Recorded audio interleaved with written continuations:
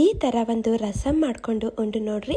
ಎಲ್ಲ ಥರದ್ದು ಸಾರು ಸಾಂಬಾರು ಮರಿತಿರ್ರಿ, ಯಾಕಂದ್ರೆ ಅಷ್ಟು ಟೇಸ್ಟಿ ಇರ್ತದ್ರಿ. ಅನ್ನದ ಸರಿರ ಉಂಡ್ರಿ ಇಲ್ಲ ಬಟ್ಲಾಗ ಹಾಕೊಂಡು ಸೂಪ್ ಥರ ಕುಡೀರಿ ನಡೀತದ್ರಿ.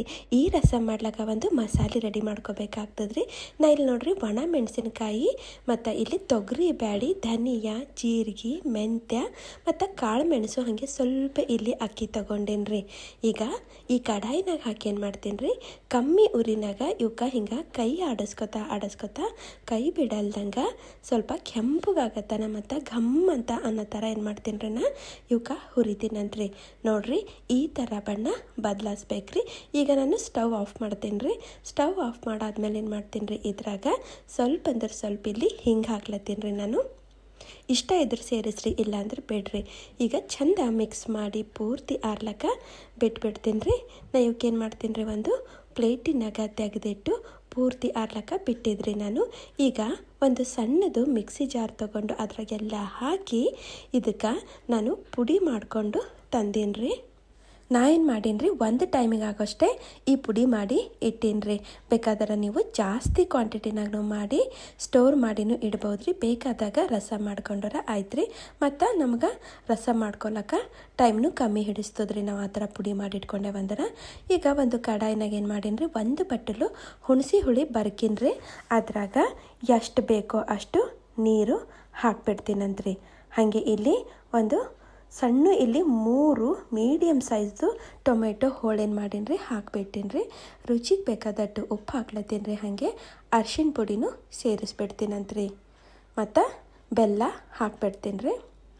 ಈಗ ಇದಕ್ಕೆ ಒಂದು ಸಲ ಏನು ಮಾಡ್ತೀನಿ ರೀ, ಚಲೋ ಮಿಕ್ಸ್ ಮಾಡಿ 1-2 ನಿಮಿಷ ಬಿಟ್ಬಿಡ್ತೀನಂತ್ರಿ. ಈಗ ಇದ್ರಾಗ ಒಂದಿಸು ಸಣ್ಣ ಹೋಳಿದು ಹಸಿ ಮೆಣಸಿನ್ಕಾಯಿ ಹಾಕ್ಬಿಡ್ತೀನಿ ರೀ. ಮತ್ತು ಇಲ್ಲಿ ನಾವೇನು ಪುಡಿ ಮಾಡ್ಕೊಂಡಿದ್ದೇವಲ್ರಿ ಅದು ಪೂರ್ತಿ ಎಲ್ಲ ತಂದು ಇದ್ರಾಗ ಹಾಕ್ಬಿಡ್ತೀನಂತ್ರಿ.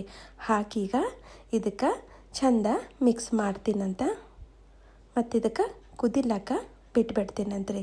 ಚಲೋ ಹಿಂಗೆ ಸಳಮಳ ಅಂತ ಕುದಿಬೇಕ್ರಿ. 2-3 ನಿಮಿಷರ ಕುದಿಬೇಕ್ರಿ. ಈಗ ಇದ್ರಾಗ ಏನು ಮಾಡ್ತೀನಪ್ಪ ಅಂತಂದ್ರೆ, ನಾನು ಕುದಿಸಿಟ್ಟಿದ್ದು ತೊಗರಿ ಬ್ಯಾಳಿ ತಂದು ಸೇರಿಸ್ಲತ್ತೀನಿ ರೀ ಒಂದು ಬಟ್ಟೆಲು. ಹಾಗೆ ಕೊತ್ತಂಬರಿನೂ ಹಾಕ್ಬಿಡ್ತೀನಂತ್ರಿ. ಇವೆಲ್ಲ ಹಾಕಿದ್ಮೇಲೆ ಈಗ ಮತ್ತು ಚಲೋ ಕಲಸಿ 1-2 ನಿಮಿಷ ಇವಕ್ಕೆ ಕುದಿಲಾಕ ಬಿಟ್ಬಿಡ್ತೀನಂತ್ರಿ. ನೋಡಿರಿ ಹಿಂಗೆ ಕುದಿಲತ್ತಂದ್ರೆ ಏನು ಮಾಡ್ಬೇಕಾಗ್ತದೆ ಅಂತಂದ್ರೆ, ನಾವು ಇದಕ್ಕೆ ಒಗ್ಗರಣೆ ರೆಡಿ ಮಾಡ್ಕೋಬೇಕಾಗ್ತದೆ ರೀ.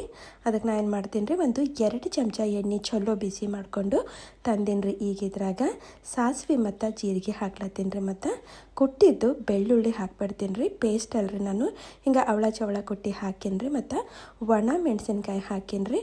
ಹಾಗೆ ಇಲ್ಲಿ ಸ್ವಲ್ಪ ಕರಿಬೇವನು ಹಾಕ್ಬಿಡ್ತೀನಂತ.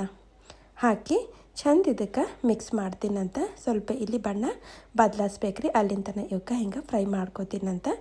ಮಾಡಿಕೊಂಡು ಈ ರಸಮ್ನಾಗ ಹಾಕ್ಬಿಡ್ತೀನಂತ್ರಿ. ಈಗ ಏನಿಲ್ಲರಿ, ಮತ್ತು ಇದಕ್ಕೆ ಚಂದ ನಾವು ಮಿಕ್ಸ್ ಮಾಡಬೇಕಾಗ್ತದೆ. ಮತ್ತು 1 ನಿಮಿಷ ಕುದಿಸ್ತಾರೆ ಸಾಕ್ರಿ. ನಮ್ಮದು ಖಮ್ಮಂದು ರಸಮ್ ಇಲ್ಲಿ ರೆಡಿ ಆಗಿಬಿಡ್ತದ್ರಿ.